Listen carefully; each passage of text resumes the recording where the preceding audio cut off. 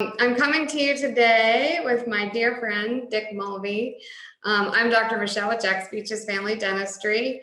I'm owner and operator of Jack's Beaches Family Dentistry with my partner, Dr. Liz Alfuente, and also Dr. Kelly Carruthers. We're in Neptune Beach, and I'm blessed to work in such a great dental office. We are able to do same-day emergencies, which I think is a really important thing for the community.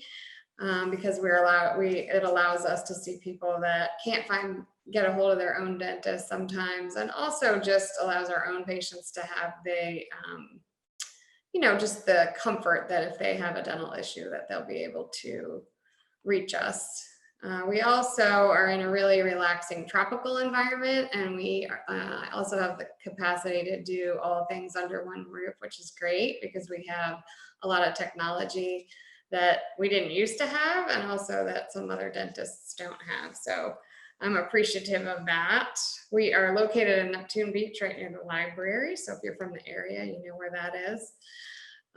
Then Dick Mulvey has been our health insurance guy in our practice for a long time. And I wanted to have him come on because this is a great time of year to talk about benefits. I cannot move my head to put my sign in the view of the thing, but that's okay. We're just gonna move around in our little spots. So the reason I had Dick Mulvey come on is it's the end of the year, and this is the time of the year when people actually realize, right? Because there's Christmas music on, but the year is in fact ending. And so it's a time when people are thinking about their benefits because it's also open enrollment. In the dental environment, people are thinking about their benefits because they just realized that their annual maximum is about to expire on December 31st. So they begin coming in and wanting exams because they haven't had one in a while, and they're trying to get organized in terms of their 2020 dental benefits. Some of them also have HSAs and FSAs. Which can be confusing to people. You mix all those things together and everyone starts to panic. And then they also sometimes realize, which Dick will get to, that, oh my goodness, we also have to plan for next year. So it's a lot of things to think about. And one thing that I know from working with Dick all these years is even though stuff is so confusing, he always actually has the answer, which I appreciate. It keeps my team happy, and it keeps us happy because Dick, he may not tell you in a lot of details, but I can't stand looking at health insurance stuff. So it's really nice to have somebody just say, he knows me well enough now where he just says, here, you want this one, just take this one, this is good for you. So I thought we would start off, Dick, talking about dental insurance, but for those of you that just logged in, we're also going to cover medical insurance. We're going to cover Medicare. We'll also talk about AFLAC policies. If you're an individual and you just have questions about your individual medical insurance, we're going to cover all of that. And then we're also going to talk about it from an employer's standpoint, because, a lot of my friends and family, you guys own small businesses. So we're going to give you some small business tips too about insurance. So we're going to cram all that into 25 minutes. What do you think? That sounds good. Okay. So the first thing I wanted Dick to touch on is dental insurance is really confusing. It's much different than health insurance in that dental insurance is really an allotment, usually from your employer, of a certain amount of money that you are allowed to spend on dentistry. So Dick's going to address, the difference between dental insurance and health insurance and the different types of dental insurance. Alrighty. Well, first, dental insurance, you get a pool of money. It's really the maximum amount that your plan will pay. And usually it's going to be either $1,000, $1,500, or $2,000. Now, there are some companies that now have a $5,000 limit, but typically you're going to see the $1,000 to $1,500. And what that is a pool of money that you have for 1 year to use. Now, it's a calendar year benefit, which means no matter when your plan started, it starts in January and ends December 31st. So you've got a pool of money. Let's just use a $2,000 pool of money. Well, from that pool of money, you're going to pay for your cleanings. You're going to pay for your basic treatments, such as they consider basic, such as having a cavity filled, simple extraction, things like that. And for that benefit, from your pool of money, they'll allow you to use for each benefit, typically anywhere from 60 to 90% of the cost. So if you have a $100 procedure and your plan allows 80%, you're going to pay $20. The plan will pay the balance. Then they have the balance for the major, which is either usually 40, 50, or 60%. That's your root canals, caps, things like that. So you have this pool of money, which you can use, and you must use within the year.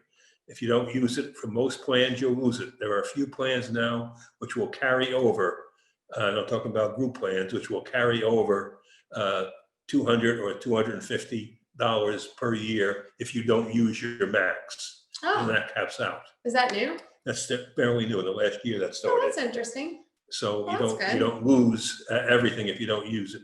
Now, many times you'll find a group plan that's starting in December with a $2,000 benefit. Well, you've got that $2,000 to use in December, and you've got that $2,000 again to use in January. So if you have major work being done and you plan to use it in December and the next year, you've got your entire amount available to you.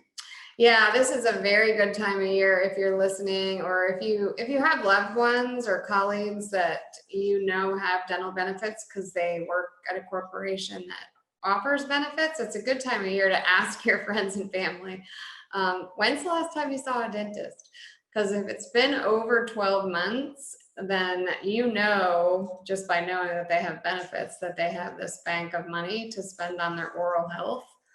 Not necessarily to buy a bunch of dentistry, but and you can't really have a healthy body, and we all want healthy bodies and strong immune systems right now without having a healthy mouth. So it's a really good time, if somebody hasn't been to the dentist in 12 months, to go ahead and get a new comprehensive exam, because we can use their 2020 pot of money right now if we do it quickly.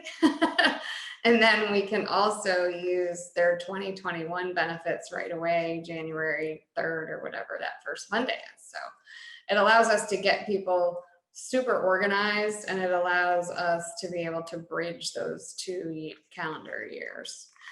The other common question at our office, and I know also there's probably some of my dental colleagues listening too, because I have a lot of friends on Facebook that are dentists, but we often have patients come in our office and they say, oh, I need all this dental work done. I'll get back to you because I'm going to go buy some dental insurance. And so Dick's going to talk to us about why that's not necessarily workable. That's the plan that just will not work in 90% of the cases. The only time that would work is if you happen to be part of a group that has dental insurance and it's open enrollment and you can enroll at that time. Otherwise, if you are just looking to buy dental insurance, almost every individual dental insurance has a waiting period for major services. And that waiting period is usually 12 months, which means you're going to have an individual plan for the entire year before you can use it for anything that would be at least serious to the point of having major work done. You can get your teeth cleaned, but you can't get anything else done. In addition, okay, you've got to remember that buying dental insurance is basically saying, I need coverage, but I can't always get it when I need it. And you're buying it for when you need it, not that you may need it now. But individual plans are also not necessarily the best investment. Reason I say that is a typical individual, this is individual now, not group, individual benefits are $1,000 a year. That pool of money we talked about before is $1,000. So now the cost for you to buy that is probably going to be between $300 and $400 a month. So you're paying $300 to $400 a month to have $600 protection. You might be better off putting that money into a bank, or if you have an HSA account, and leaving it there and drawing on it when you need it, because cleanings are not that expensive. And if you knew that next year, all you would need to have is 2 cleanings a year, you don't need dental insurance. You're buying it for what you don't need. Amen. I love hearing that from somebody that's not a dentist. The other thing is that in Dr. Michelle's case, in her practice, they have their own in-house dental plan. And that plan really is an excellent plan, as opposed to buying an individual plan we talked about with a $1,000 cap. You might look into the dentist's own private plan that they have. Again, will help offset the costs. Yeah, any of you out there, especially if you don't live in this particular market, most dentists have their own in-house membership plan. The other question that I see that just came across on my personal Facebook page is about Care Credit, which is a great way to sort of bridge the gap. If you suddenly need, let's say you suddenly have a toothache and you find out that a tooth that you had filled when you were a teenager has cracked up underneath the silver filling. And it's major services, right? You need a root canal and a post and a crown generally, and it's come out of the blue, no different than if your roof started to leak or something breaks on your car. One thing that's awesome in the health and wellness realm, and again, it's the same too, like break your eyeglasses or whatever emergency that comes up. Care Credit is an amazing product. It allows you to, if you do have some, minor dental insurance that can help you, but then you still have this gap that you weren't planning on. Care Credit is great to apply for and just have in your, wherever you keep your credit cards, because it allows you to finance health and wellness services at a really low interest and cost to you. So I think a Care Credit card is a good thing to just have, again, in case, anything that you're dealing with in terms of your health and wellness comes up and you just weren't planning on it. So it's a great service. And then this is something that we touched on a little bit, and I think it's a good time of year to talk about it, not just because people might have FSAs and HSAs already on hand, but they might be considering adding it to their packages for next year. So if you could touch a little bit on, what monies, if we talk about FSA and HSAs together, I know they're not really the same, but I know people kind of collapse them. Right. And get them mixed up. You're right, exactly. So we can uncollapse them for people. So it's year end. And so let's talk about FSAs and HSAs in terms of what needs to be done with them in 2020 if they're already in place. Well, your spending accounts, are a little tricky to manage. They're excellent for planning known expenses. Your maintenance meds, you're going to need glasses next year. You've got to have a root canal done, whatever it may be. And so you can plan to put the money for that away. Typically, the maximum amount you can put away in a year is $2,750. You set it aside, and it's pre-taxed. Is that the HSA or that's the FSA? Okay. And that's pre-taxed. Now, if you don't use that money in a year, typically you will lose it. So you don't want to just say, oh yeah, well, I'll put $1,000 or $2,000 away. You really need to plan your HSA, your FSA account, and what you're going to use it for. Now, there are 2 options that could be available if from your employer. One is that allow you to until March 15th to use the money. So you get like an So extension? you get an extension 3 months to use the money. Is that something you have to apply for? That's something the employer sets up when he sets up the okay. program. The other is to allow you to roll over up to $500 that you haven't used. But these are options. They are not automatically in everybody's plan. So don't just say, okay, I'm going to be able to do that. You need to check. So that's something you have to check. You have to check with your employer and with the plan management and find out exactly what they allow you to do. Now, the other part is the HSA. Now, the HSA, you don't lose it, okay? The HSA is a part of a medical plan with a high deductible. Okay, there are two separate animals. You have your insurance and you have a medical account where you deposit money, which goes in pre-taxed. Tax money comes right off your income tax off the top. And it's a cash accumulation that goes into this account. Now, for an individual, for 2021, you can deposit up to $3,550. For a family, $7,100. And it can be used for most medical expenses, dental expenses, eyeglasses, almost anything you can think of. It does not allow you to use it for, let's say, daycare or adult care, things like that. But any medical, over-the-counter meds, things like that are all allowable from your HSA.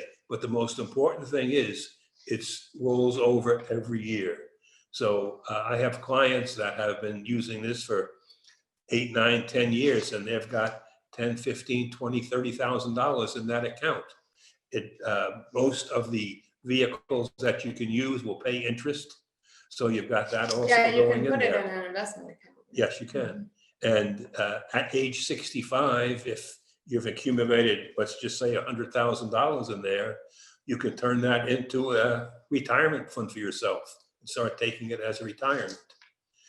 You can borrow on it, but anytime you're gonna take money out of there, other than medical, you're gonna pay tax on it because it hasn't been taxed going in.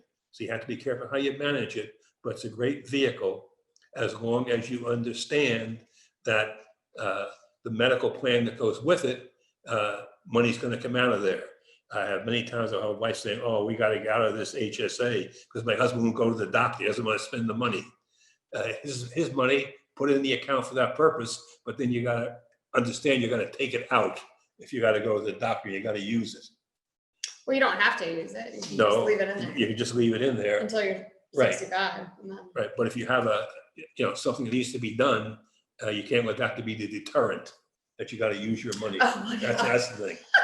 But he might be just using that as an excuse not to go to the doctor. That's the other side.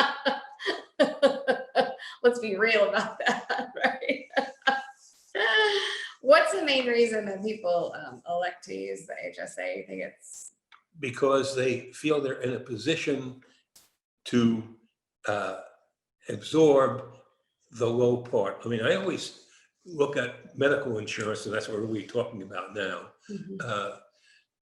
Medical insurance, the key to any time you're looking at a medical insurance plan, forget everything else, the key number is what is the maximum amount of money you can have to pay yourself. That max out of pocket is the key. Whether it's $2,000, $5,000, $8,000, that's your responsibility. Now, a lot of, especially business people and executives say, well, hey, I don't need to insure $3,000 or $4,000. I can write a check for that. Well, then why would you pay for all of the upfront money when you can do that yourself and you're saving a considerable amount of money? so it allows you to pay Have a much lower premium. Lower premium. Right. As long as you have that money Right. stashed away. Knowing that once you hit that max deductible, whatever it happens to be, whatever you selected, from that point on, typically everything is covered 100%. Yeah.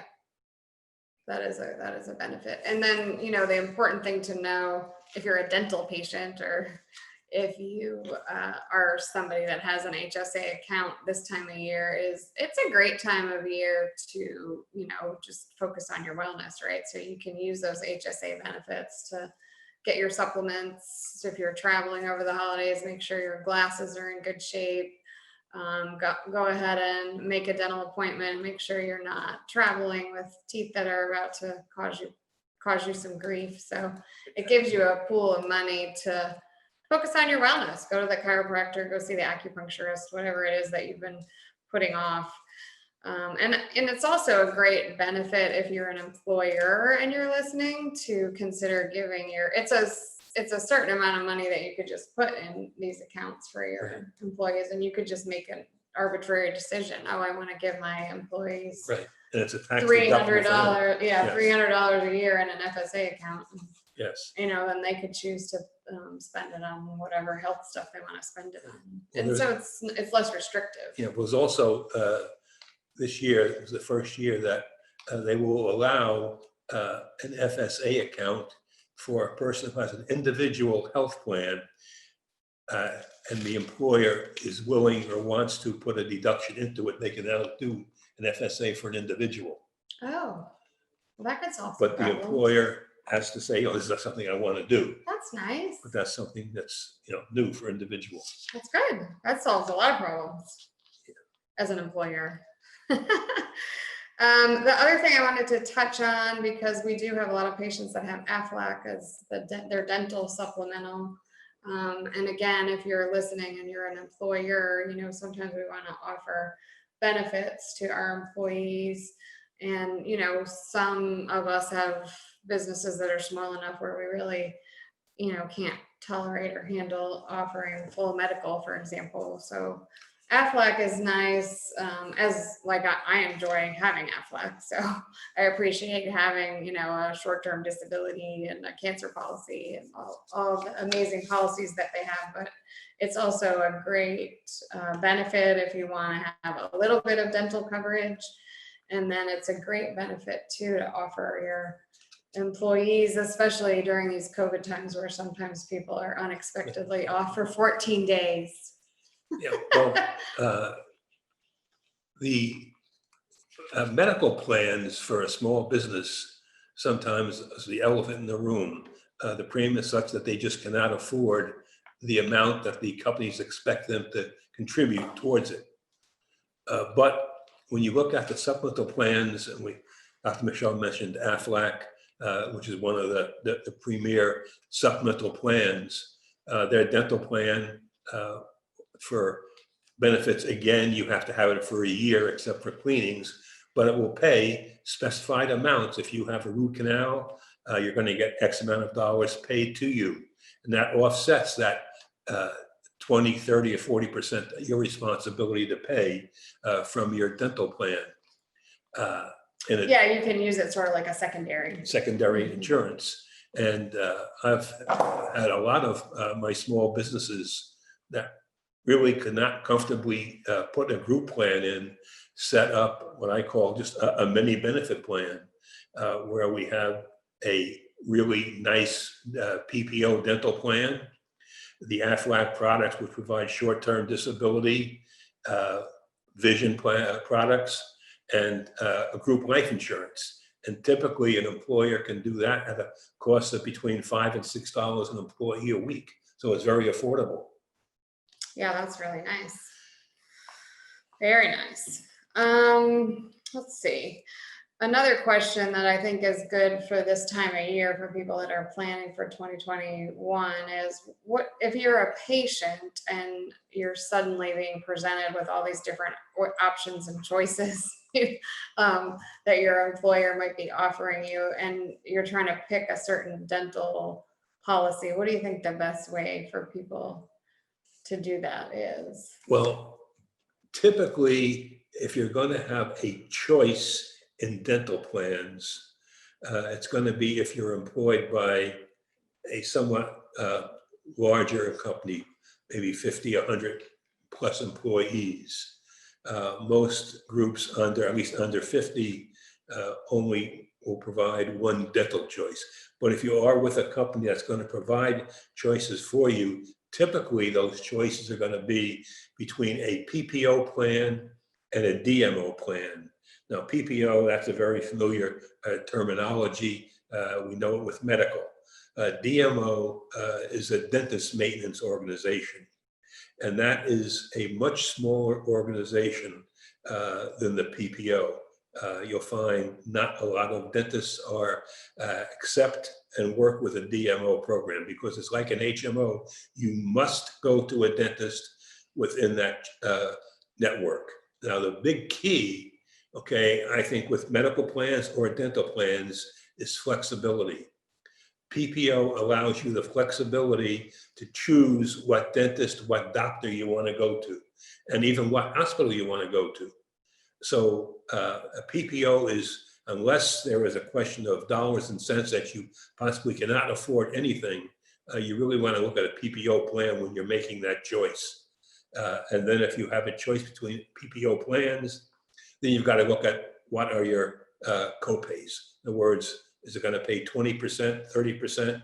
You need to weigh that with your own budget as to what you can afford. Mhm. But a group dental PPO plan is an excellent way to support your protection for the year. Mhm. I also recommend people, if they're looking at dental options, to come in and get an exam. I mean, some people are looking at potentially purchasing, or at least paying a certain amount a month, right, for a dental plan. And if you haven't had an exam in a long time, especially, it's good to get an exam and see whether you really need dental benefits. Well, 'Cause actually, some people don't. yeah, I mean, and when somebody does get a dental plan or a medical plan, really the very first thing they should do is to schedule an appointment. Right. Because if there's no other reason, to make a contact with the provider to make sure you're comfortable and to make sure that they know you. So if you have that emergency on a Saturday morning and you call, they say, "Who are you?" I mean, at least this way they know who you are and can deal with it. So whether it's a medical plan or a dental plan, your typical plan like that will allow you to go meet with them, and there's no cost to you, whether it's dental or medical, to go in for an initial visit. Yeah. Yeah, it doesn't do you any good to get benefits where you have to go somewhere that you don't like. So Definitely not. Let's see. Medical insurance is confusing and difficult to decide about. I especially feel that way. It's my least favorite thing to look at. And thankfully, Dick Mulvey of the Mulvey Agency makes that very straightforward. We're in open enrollment right now. So as you're meeting with the family and that needs to purchase individual insurance, which is different, like we talked about earlier, than group insurance. What things are unique to the year coming up, and what would have been some unique things? They're going to find higher deductibles. And one of the things that is now appearing a lot more in that marketplace, and that is deductibles for prescriptions. And that's something you didn't usually see. But all of a sudden now, if you're looking at a plan, you've got to make sure that there is not a deductible for prescriptions, or if there is, at least you're aware of it. So you don't go to your pharmacist and say, "Oh, you don't have any coverage yet because you've got an $800 deductible," or it's going to apply to your regular medical deductible. When I deal with an individual person that's looking for a medical plan, the very first thing we do is we say, "Okay, who are your doctors? What doctors do you want to work with?" Because every doctor is not in every network. And I've seen many people buy a plan just on price. And all of a sudden, Dr. X is not in that network, and now they can't change it for another year. So you want to make sure who your doctors are, what networks are they in, and then what about the prescriptions? Are your prescriptions covered in that plan, Mhm. and at what tier?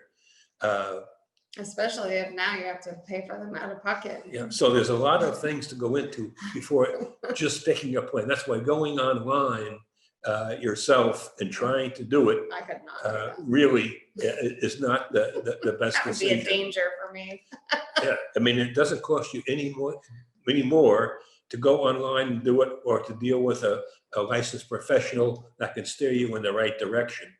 Now, another option for individual plans, and I always look at it, is to see if they can qualify for an underwritten plan. If you are The in, marketplace is what you're talking about. no, this is if you are in good health, you've had no medical history, and you can then go into a medical plan, which is going to be underwritten. Now, this is what was done before Obamacare. But if you qualify for an underwritten plan, Is that new this year, or did that no, start it's last year? been here for several years. Oh, okay. And you can qualify for an underwritten plan. Chances are you're going to pay less than you would through the marketplace, because they're taking you in as a good risk and the premiums are less. Now, sometimes the plans are not just typical medical plans, but it's something to at least look into and see if that fits into your situation. Yeah, you might as well take advantage of your good health, right? Yeah, I mean, you have to look at all the options. Yeah, that's awesome. Let's see, if someone needs to get medical insurance and they own a business, what are you advising these people? Well, first thing is to look at all the options that are available to a business owner. He can do a group plan, he can do an individual plan, he can do self-pay, but most important, what's going to fit his situation. I have small businesses, and I'm talking small now, with 2 employees, and they've been working and trying to work through the marketplace through individuals. They can get a group plan. As long as it's not a husband and wife, if you have an employee and an employer, they can establish a group plan. Sometimes it can save them a considerable amount of money and a wider choice of plans. So we need to look at exactly what is their situation, how many employees they have, who is eligible in terms of the underwriting requirements. I mean, you could have a business with 10 people. I could never afford the insurance for 10 people. But of those 10 people, you might have 1 or 2 who are retired military. You may have 1 or 2 on Medicare.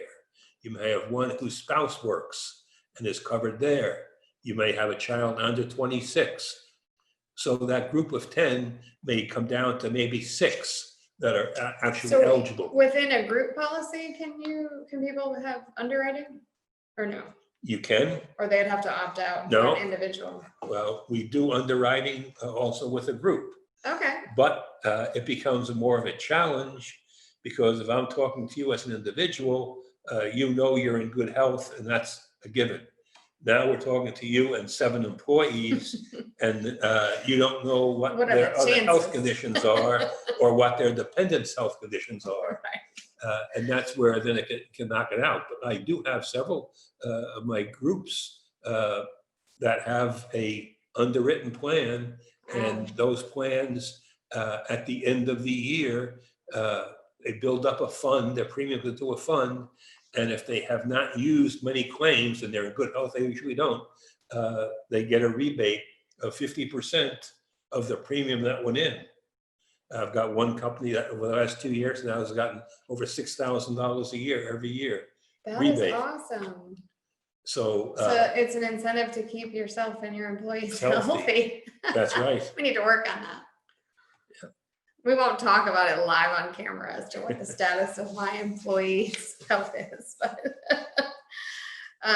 so one last question as we wind down. It's also Medicare open enrollment. So what is your advice this year No, for it's- people facing? First thing I open always say enrollment? is go slow. You're getting bombarded with mail, TV advertising by a lot of companies and organizations. Ask yourself first, is your current plan doing a good job? Are you happy with it? If you're not sure if something new or better is out there, contact your agent that sold you your current plan and have him or her review it with you and find out what might be new. But above all, don't try to do it yourself. Have a professional assist you.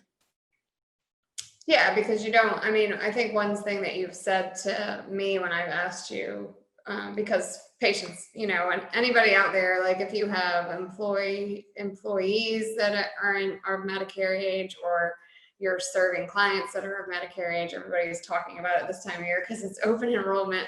And so I've asked Dick, just in case patients ask me, what they should do about their Medicare. And what you've said is if they're happy, for the most part, there's nothing, new, exciting, interesting out there to jump to. So they should. If your plan is working, don't change it.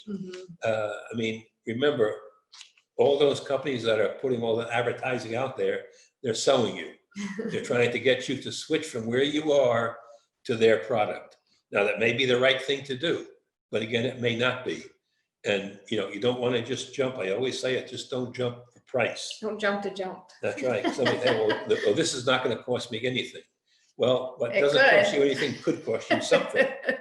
Yeah. So all I'm saying is, if you have Medicare and you're concerned, talk to the person that sold you your present plan. They can fill you in completely as to what's available and what direction you should go. Absolutely. Whatever you've seen advertised on TV, chances are their company has that. That's right. And if it looks too good. And that's right. Probably is. Probably it's too good. And then if they can't reach the agency, or like, let's say they're in a plan and they bought it online, are you open to helping Sure, anytime, people? very easy, a quick phone call. The number is 904-566-1802. And I'm glad to at least help Repeat you. that again.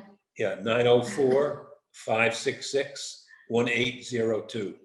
And, we're glad to steer you in the right direction and advise you as to what steps you need to take so you evaluate it without making a mistake. Yeah, absolutely. And then you can also always call us at 904-471, or no, 904-247-0111. That's 904-247-0111. And you can always ask us questions. If they are questions that end up overlapping into Dick's realm, I can always pass you off to him because he's always standing by to help us. The really good thing to do before you think about a dental package or a dental plan is to come check in with us and get an exam so that we can help you with the 2 different years that are coming up. We also work really well with Aflac products. Some people don't know how to manage your Aflac dental as a secondary because it is a little bit tricky, but it's something that we've known about and understand and have worked with for years. So we are always happy to help.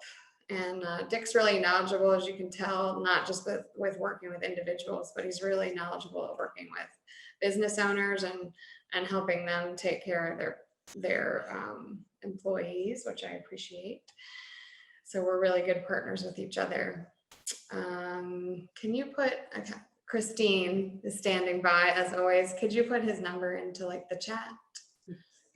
If you're watching this on my Facebook page, my personal page, please just go ahead and send me a private message. You can also private message us on the Jack's Beaches Family Dentistry page. And then obviously all of these videos will be posted and be available as recordings. If this information is interesting, feel free to share it with everyone that you know. And again, even though I don't know everything about medical insurance, I know someone that does. So I can help you. And we can help you even with basic questions if you're in a different state or a different city. So thank you so much for joining us today. Again, I'm Dr. Michelle with Jack's Beaches Family Dentistry, and this is Dick Mulvey with the Mulvey Agency.